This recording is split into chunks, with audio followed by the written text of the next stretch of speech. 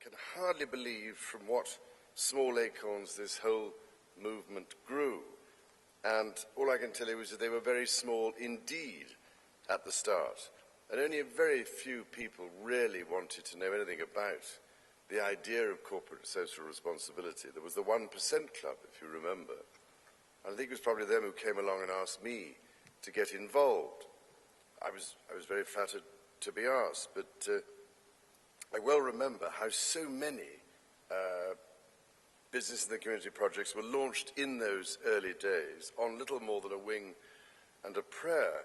And we only had a handful of companies who saw the point, and getting the attention of those who really mattered was a far from easy challenge, I can tell you. And I certainly never imagined then that attitudes could have changed so much in the intervening period. The way businesses behave, not just in their communities, but in the marketplace or towards the environment, indeed towards their own staff in the workplace, matters so much more today, particularly, of course, to younger employees, which is what I hear from so many of you when talking to. And in fact, as I may have said to some of you before, I find myself now being lectured by people of my godchildren's age about corporate social responsibility, who have absolutely no idea I may have had a small, tiny bit to do with it. Anyway, you have to get used to that as you get older, I suppose.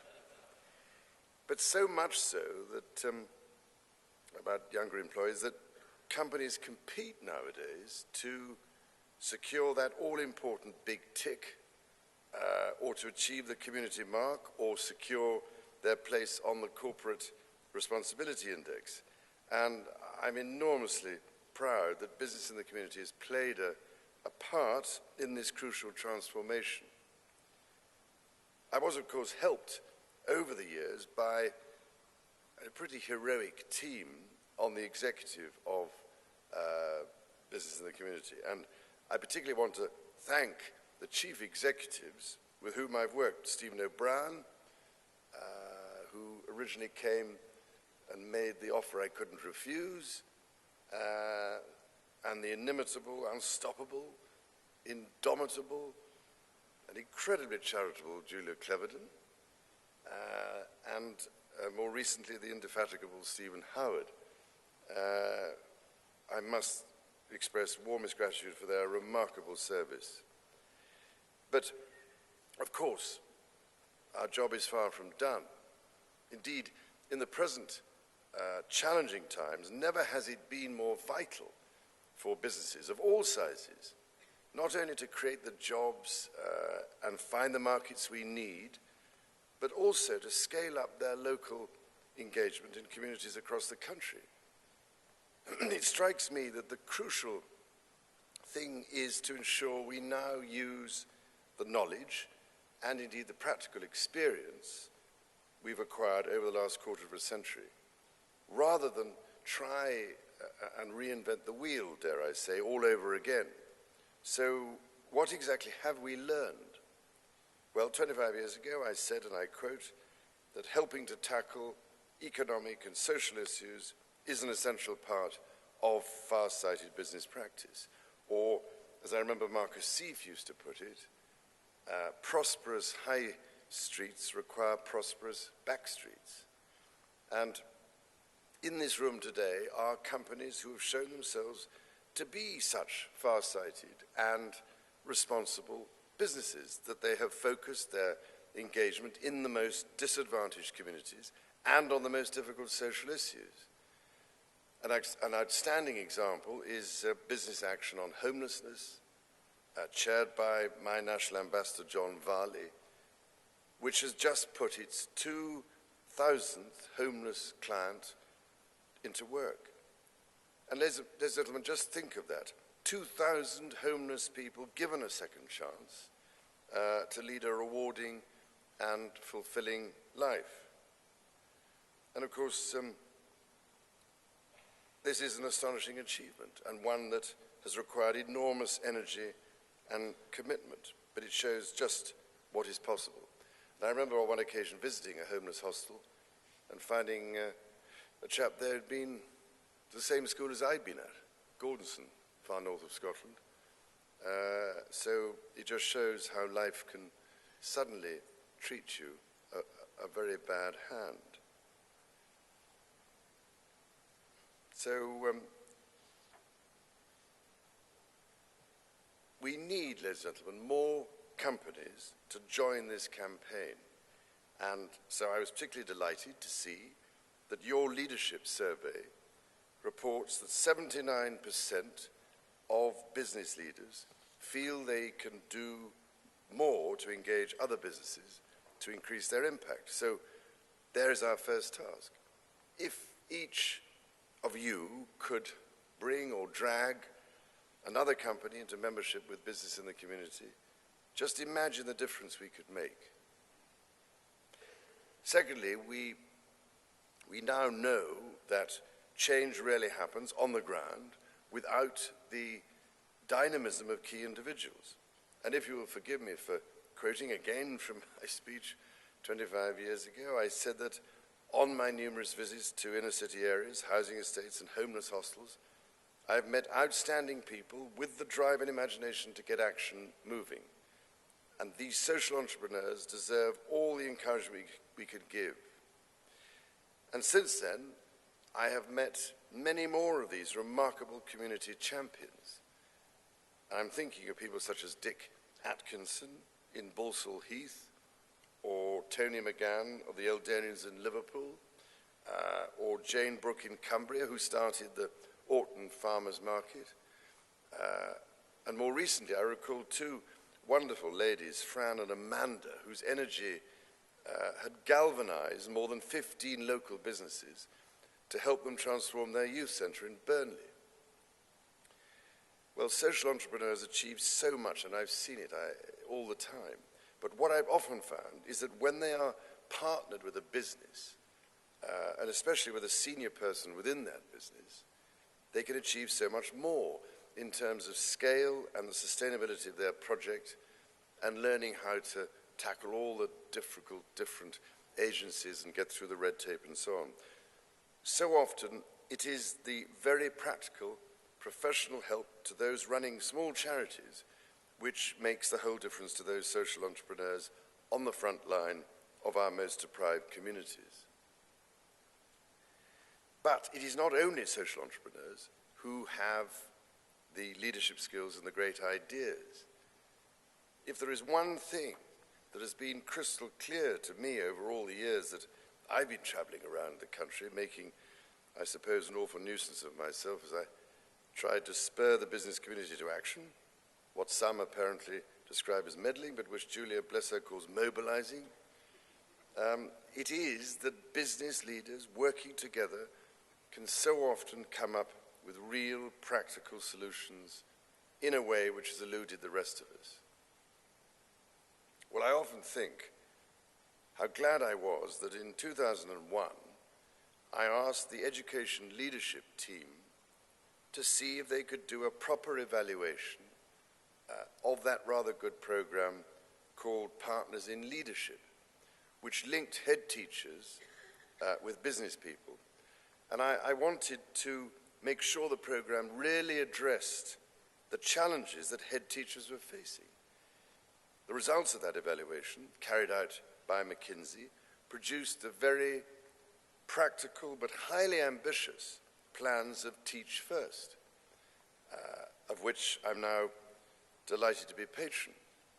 And next year, it will be the largest graduate recruitment program in the United Kingdom, encouraging outstanding graduates to teach in some of the most challenging schools, and widely supported by a genuine and highly successful private-public partnership incubated by business in the community.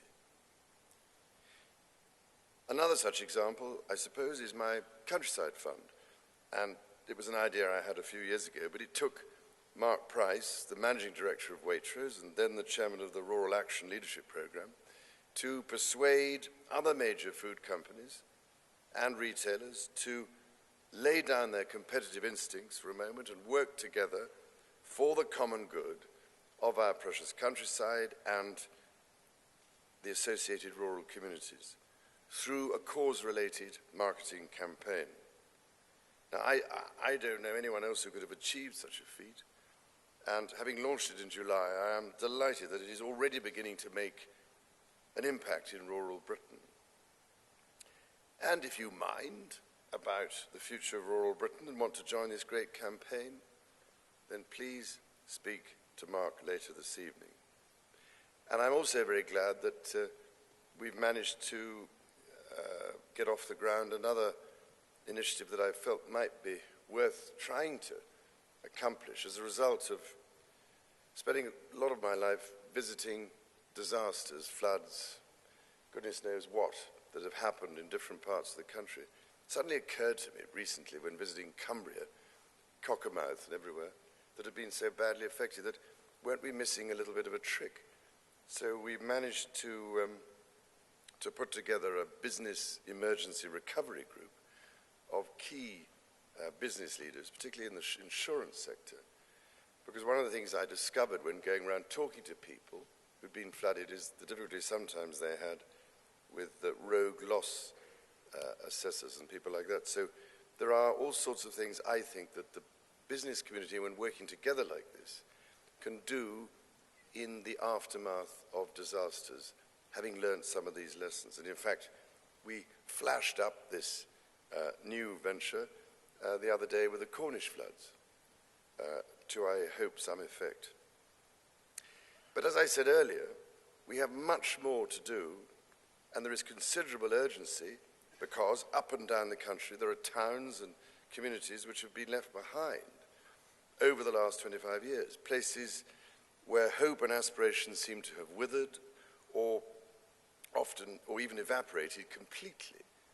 And one of the absolute priorities for me has to be to find those who can, at local level, broker and galvanize businesses, charities, and the different parts of the public sector so that they work together in partnership to ensure that their communities are genuinely integrated into the fabric of national life. And this can only really be done, it seems to me, by working from the grassroots up to nurture what I could only call community capital. And I wonder whether together we should identify a few of those places in the next year and see what we can do. And in case no one noticed, that was a challenge to which I hope business in the community and a number of you in this room might possibly feel like rising. Of course, achieving sustainable communities also means worrying about where people live and designing and building genuine human-scale places with mixed uses rather than housing estates. And it should involve, really, the enhancement of social and environmental value as well as commercial value.